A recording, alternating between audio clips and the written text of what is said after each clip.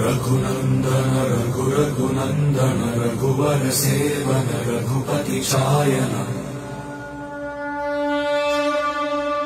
शतयोजन शतशतयोजन शरधि नियोजन शर परिलंघन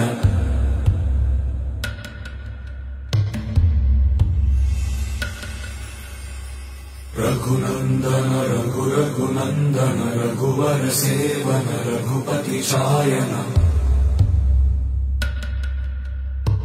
शतयोजन शतशतयोजन शरधि नियोजन शर परिलंघनने हरिभाजन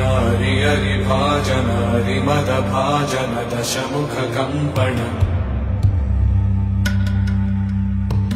बड़वाकृत बड़वाकृत बड़बाणलकृत बहुभस्म